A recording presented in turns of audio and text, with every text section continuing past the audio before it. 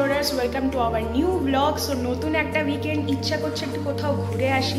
So চলো তোমাদেরকে এমন একটা জায়গার সন্ধান দেবো যেটা কলকাতা থেকে মাত্র 239 কিলোমিটার, আর পৌঁছাতে সময় লাগবে মাত্র 3 থেকে 4 ঘন্টা।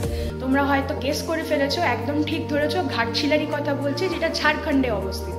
তোমরা অনেকে হয়তো গেছো, কিন্তু ঘাটশিলাকে আজকে আমরা এই ব্লগে একটু অন্য রূপে তোমাদেরকে দেখাবো। বর্ষাকালে ঘাটশিলা কেমন লাগে সেটা তুলে ধরবো এই ব্লগে। সো যারা আমাদের চ্যানেলে নতুন তারা সাবস্ক্রাইব নিশ্চয়ই করে নিও, আর ভিডিওটা ভালো লেগে থাকলে লাইক শেয়ার কমেন্ট করো। সো চলো, লেটস এক্সপ্লোর ঘাটশিলা।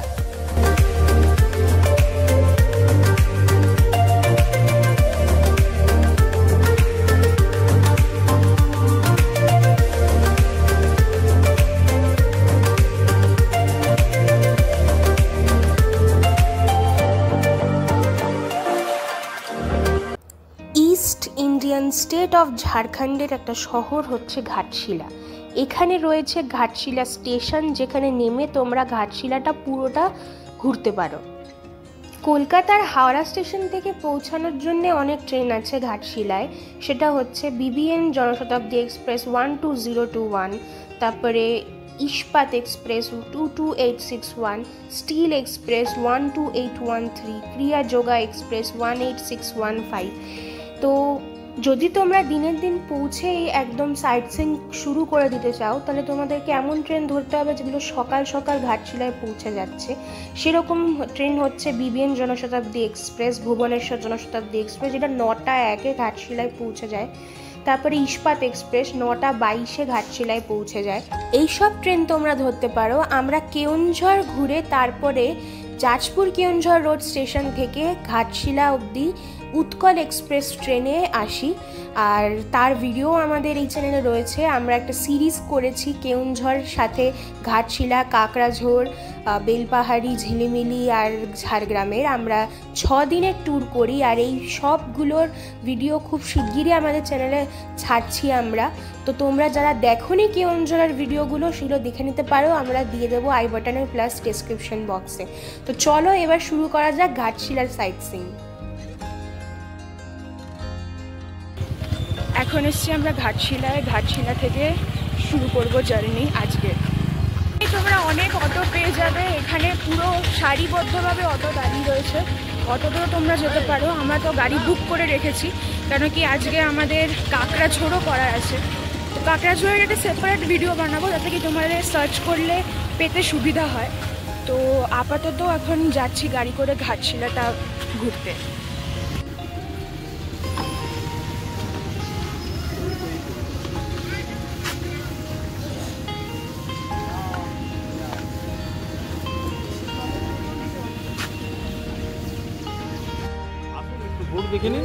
বোর্ড কোথায় আছে?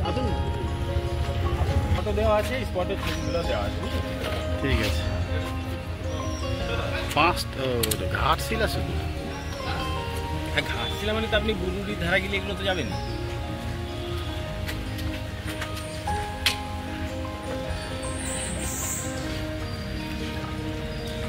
তারপরে এদিকে যেমন এগুলো যাবেন কিনা, যেমন জাদুঘর, নতুন মন্দির, এগুলো একটা দূরে আছে এখান থেকে প্রায় 25 কিলোমিটার।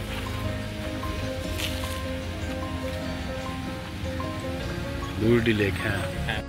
অটোতে যদি তোমরা বুরুডি ড্যাম, তারপরে ওই সাইডটা ঘুরতে চাও, বুরুডি ড্যামের সাথে ফুলডুংরি হিল, তাহলে 1400 করে নেবে। আর গারুদি ড্যামের সাইডটা, ওখানে অনেক কিছু রয়েছে, রামকৃষ্ণ মিশন, তারপরে বিভূতিভূষণের বাড়ি, তো সেটা ওরা 1500 করে নেবে। বাকি যদি দুটো মিক্স করে ঘোরো, মানে একটা সাইড ঘুরলে আর আরেকটা সাইডের কিছু স্পট ঘুরে নিলে, তাহলে তখন সেটা ওনাদের সাথে কথা বলে নিতে হবে।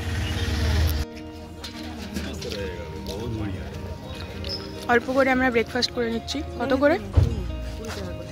20 টাকা করে। 5টা 20 টাকা করে। কিন্তু ও তো খেতে চায় না ছোলে ভাটুরে, আমরা খাই, ও খেতে থাক বা পুরি। এখানে আমরা একটু ছোলে ভাটুরে টাইপের কিছু খেতে এসেছি।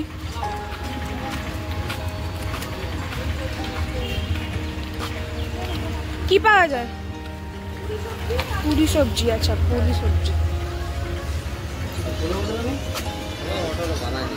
ওম হোটেল। এটা কত করে নিয়েছে? 430 টাকা।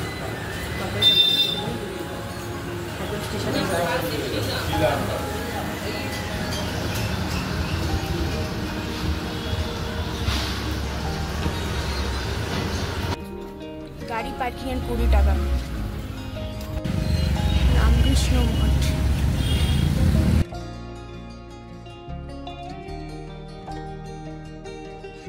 স্টেশন থেকে কিছুটা দূরই তোমরা রামকৃষ্ণ মঠ দেখতে পারো। আমরা বাইরের থেকে দেখে তারপরে পরবর্তী স্পট আমাদের বিভূতিভূষণ বন্দ্যোপাধ্যায়ের বাড়ি দেখতে যাই।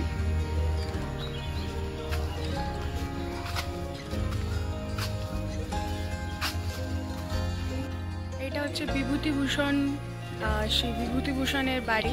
উনি এখানেই মারা গেছিলেন 1 নভেম্বর 1950-তে। আর আমরা জানি যে উনি জন্মেছিলেন 12 সেপ্টেম্বর 1894-এ। আর উনি একটা বিখ্যাত বেঙ্গলি নভেলিস্ট এবং রাইটার। পথের পাঁচালী উনিই লিখেছিলেন। তো ওনার বাড়ি না দেখে যাওয়াটা ঘাটশিলা থেকে একটু মানে আই থিঙ্ক আনফেয়ার হবে, এর জন্যে আমরা এসেছি।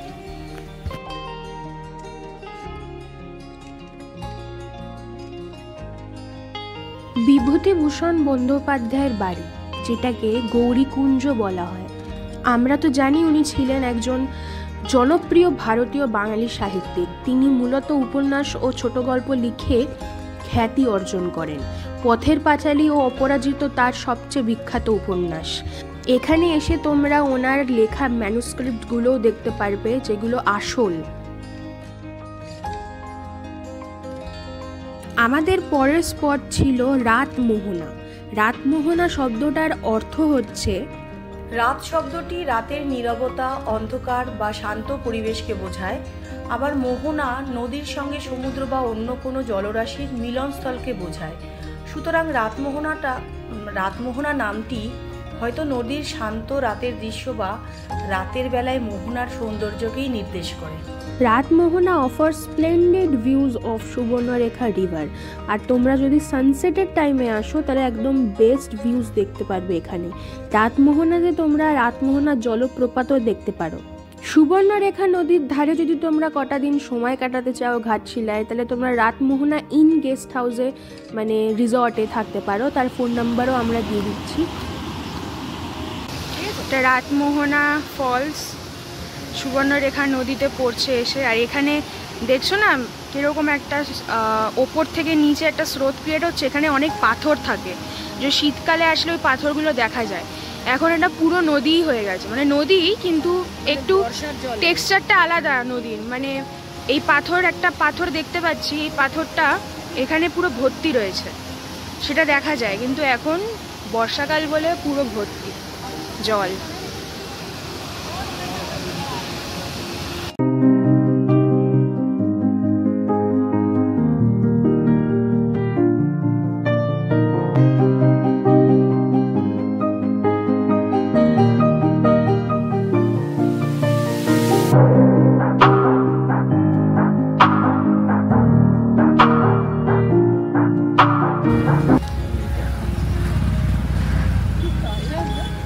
কালার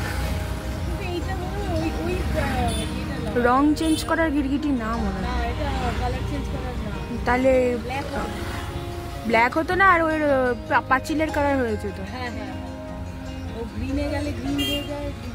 নড়ছে না কেন? এরপরে আমরা ফুলডুংরি পাহাড় দেখার জন্য রওনা দিই। রাতমোহনা থেকে আমাদের ফুলডুংরি পাহাড়ের দূরত্ব কিন্তু 6 কিলোমিটার মতন। এখানে পার্কিং করে এখন আমরা উঠছি ফুলডুংরি হিলে। কতটা যেতে হবে জানি না। উঠলাম ওপরে, উঠে এই ডান দিক দিয়ে একটা রাস্তা গেছে, বা দিক দিয়ে একটা রাস্তা গেছে। এখান থেকে আসলাম, দেখি ডান দিক দিয়ে যাই, কি আছে দেখি।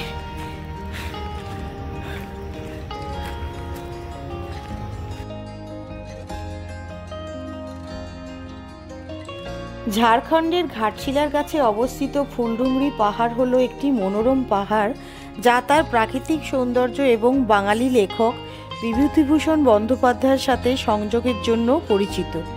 এটি শাল এবং মহুয়া গাছে ঢাকা, যা প্রকৃতির এক প্রশান্তির অনুভূতি প্রদান করে। পাহাড়টি তার চূড়া থেকে ঘাটশিলা শহরের মনোরম দৃশ্যের জন্যও পরিচিত। ঘন গাছপালা বিভূতিভূষণ বন্দ্যোপাধ্যায়ের আরণ্যক উপন্যাসটিকে অনুপ্রাণিত করেছে, যেখানে বনের সৌন্দর্য এবং প্রশান্তি বর্ণনা করা হয়েছে।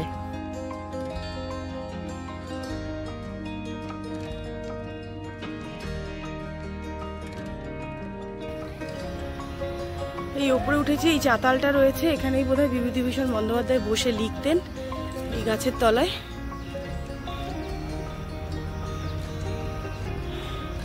আর এটা গোল করে এখানে রাস্তা রয়েছে সাইড দিয়ে, এই যে রাস্তাটা।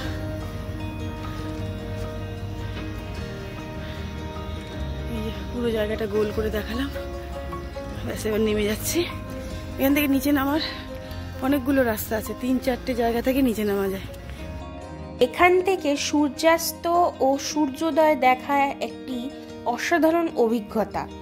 টিলার ওপরে যাওয়ার জন্য লাল পথের একটি রাস্তা রয়েছে, পথ রয়েছে, তোমরা গেলেই দেখতে পারবে যে একটু চড়াই রাস্তা রয়েছে। এই যে রাস্তাটা চলে যাচ্ছে পাহাড়ি রাস্তা, এই ওপরে উঠে গিয়ে না একটা কি বলবো ছোট টিলা, মাথা কাটা টিলার মতো জায়গা রয়েছে, যেটাকে সারাউন্ড করে এই রাস্তাটা আবার কন্টিনিউ হয়েছে। সেখান থেকে মানে ওটা ধরো পুরো একটুখানি ঘুরলে, পুরো রাস্তাটা ঘুরলে এমনি ভালো ছোটোখাটো একটা স্পট আছে। সেখান থেকে আবার কিছুটা এই টিলার উপরে উঠতে হয়, উঠে ওখানে একটা প্লেন চাতাল রয়েছে, যে বললাম না মাথা কাটা পাহাড়ের ওই জায়গাটা চাতাল রয়েছে, ওখানে একটা বেদি করা রয়েছে গোল মতো, ওইখানে একটা গাছের তলায় বসে বিভূতিভূষণ বন্দ্যোপাধ্যায় বিভিন্ন রচনাবলীগুলো লিখতেন ওখানে। সেটাই একটা যে দেখার জায়গা। আমি গেছিলাম, আর কিছু নেই এখানে। এই গরমে একটু ফান্টা দরকার ছিল। ওড়িশাতে তো আমরা এত গরম পাইনি, মানে ওখানে এত গরম ছিল না, ওখানে সবসময় বৃষ্টি হচ্ছিল কন্টিনিউয়াসলি, তো আমরা একদম গরম পাইনি সত্যি কথা বলতে। কিন্তু এখানে মারাত্মক গরম, ভীষণ গরম, মেঘ করে রয়েছে বলে আরও গরম লাগছে। তো ঠান্ডা জল আর ফান্টা তো বানতা হ্যায় বস।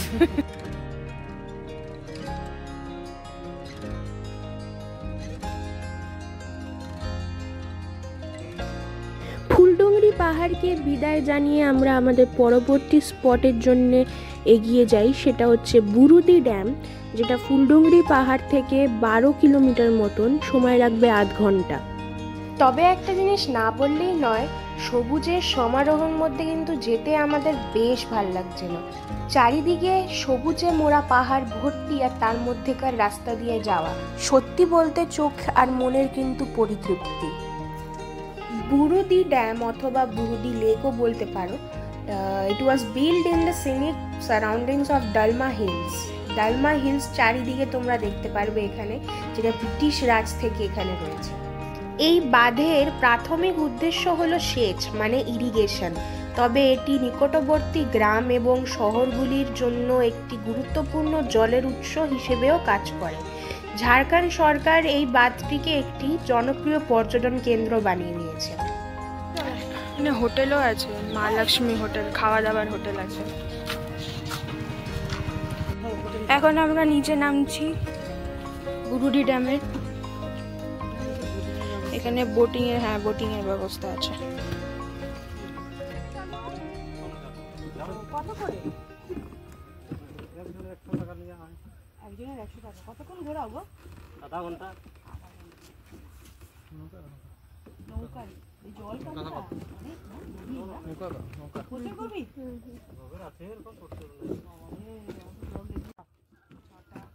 ছটা 6:30 অবধি চালু থাকে। নৌকা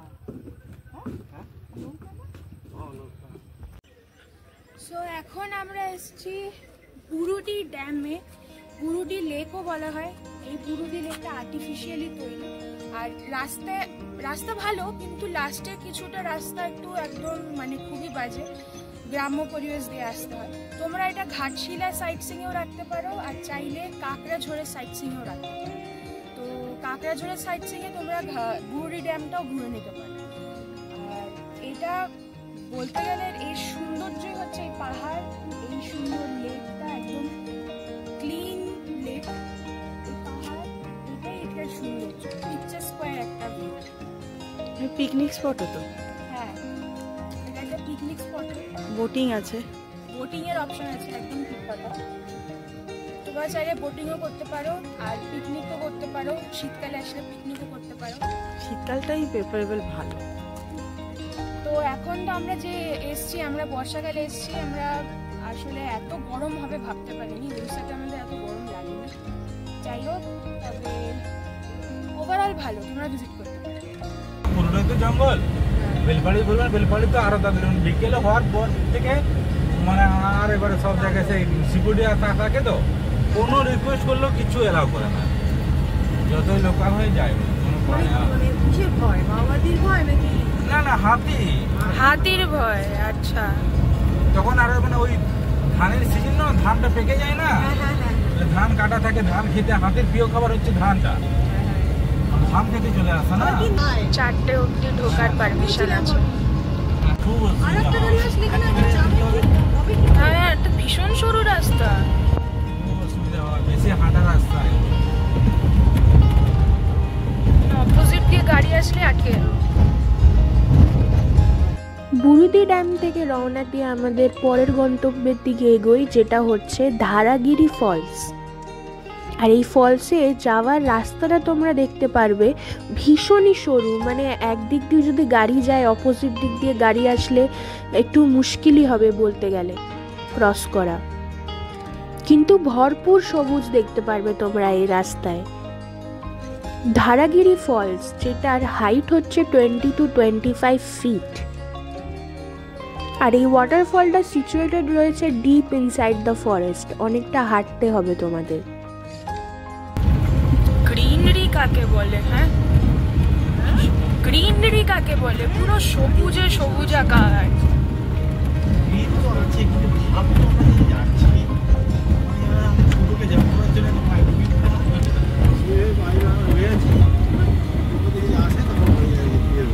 হ্যাঁ, সেই ওখান দিয়ে আসলে তখন অবস্থা খারাপ হয়ে যাবে। দূরে তো ওনাদের ইনকাম সোর্স বলতে যে যত টুরিস্ট আসে এইটাই, মানে এখান থেকেও দেখায় নিয়ে যাবে ওই আপনার যে ফলস অবধি, মানে নিয়ে যাবে আগে আগে, আর আরও সাথে সাথে নিয়ে আসবে, মানে ওরা 50 টাকা 60 টাকা এরকম পয়সা নেই, এটাই ওদের সোর্স অফ ইনকাম। ওই ধারাগিরি দেখাতে? হ্যাঁ, আচ্ছা, হ্যাঁ, এদের এই যে বসে আছে একজন একজন করে, হ্যাঁ, যে হোক একজন যাবে, যার এখন ডিউটি আছে। তো আমাদেরকে নিয়ে যাবে আমাদের গাইড, কি নাম? অমিতা মাঝি, খুব সুন্দর নাম। ও আমাদেরকে নিয়ে যাবে ধারাগিরি অবধি। সানগ্লাস লাগবে। তো এখানে 8টা আদিবাসী গ্রাম আছে, যাদের ইনকামই হচ্ছে এটা, ওনারা ধারাগিরি ওয়াটারফলসটা দেখাবে। আমাদেরকে নিয়ে যাচ্ছে অমিতা, কি নাম যেন, ওর নাম আমি ভুলে গেলাম। যাই হোক, তো আমাদেরকে একটা ছোট্ট কুচকে নিয়ে যাচ্ছে। আর মানে রীতি, এটা কিন্তু ভালো, মানে জিনিস দেখছি, গাইড এটাই হচ্ছে ইনকামের সোর্স। আমরা আগ্রা ঠাগরায় গিয়ে থাকি, গাইড নিয়ে থাকি, গাইড কি বলে, তারা বড় হয়। এখানে গাইড আমাদের ছোট্ট, মানে পুচকি একটা গাইড আমাদের, খুব সুন্দর, আমার চেয়েও ছোট। যাই হোক, ও 50 থেকে 60 টাকা মতন নেয় এরা নিয়ে, এক একজনের যার লিস্ট থাকে একটার পর একটা। ও ও আর কিছু না, আসলে আমরা যেটা বলছিলাম, একটার পর একটা যার লিস্ট থাকে সে নিয়ে যায়, নিয়ে গিয়ে ভিজিটার্সদের বা ট্যুরিস্টদেরকে ধারাগিরি ফলসটা দেখায়। অ্যাডভেঞ্চারাস রাস্তা চলে এসছে।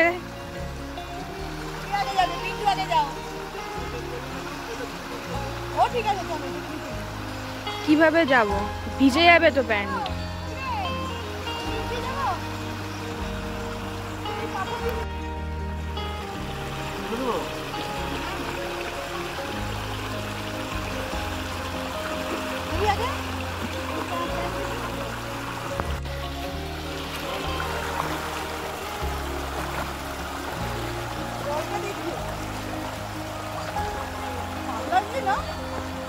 নদী পার হলাম আমরা, ছোটখাটো নদী।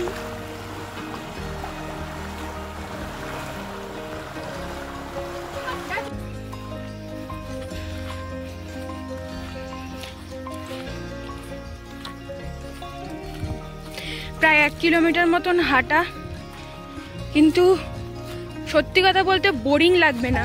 এত সুন্দর দেখো সিনিক বিউটি আর গ্রিনারি দেখতে দেখতে তোমরা পৌঁছে যাবে ধারাগিরি ফলস, কখন বুঝতেই পারবে না।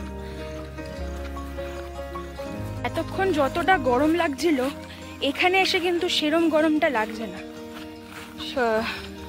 আমার পাশে দেখো, বাহ, সবুজে মোড়া পাহাড়,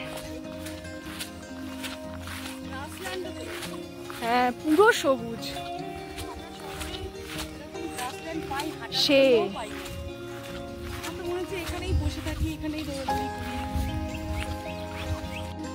রাস্তা দেখো তোমরা,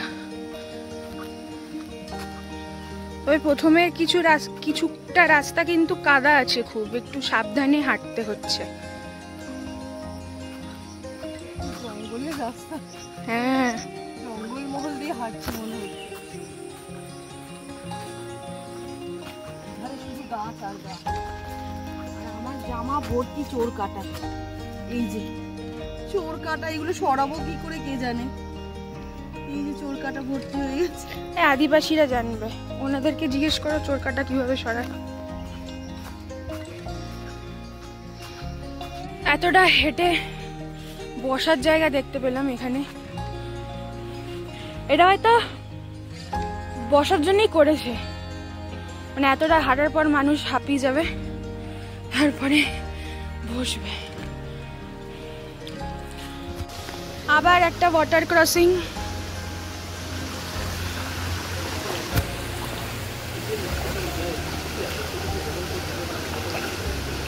প্লেন আছে।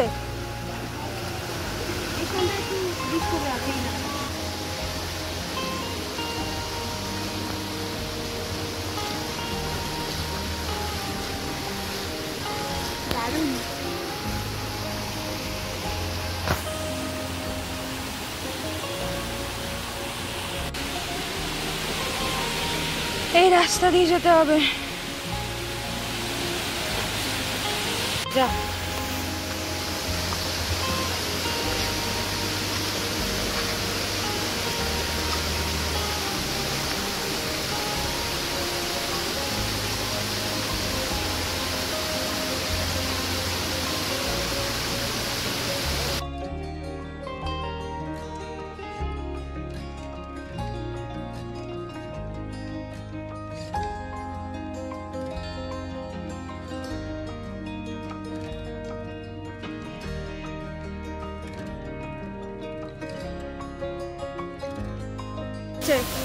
আমরা ধারাগিরি ফলসে এসেছি, অনেকটা হাঁটতে হলো, তবে এসে মনে হচ্ছে খুব সুন্দর একটা ফলস, ছোটোখাটোর মধ্যে বেশ ভালো লাগছে।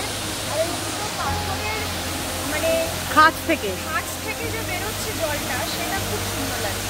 ওখানে জল সব স্নান করছে, এই যে দেখাচ্ছে এই বড় করে, ভালোই স্রোত আছে। এখান দিয়ে আসাটাই ভীষণ চ্যালেঞ্জিং, পাথরের মধ্যে এই যে স্নান করছে, সব স্নান করছে, সাঁতার কাটছে। এই যে ফলসটা ভালোই স্পিড আছে।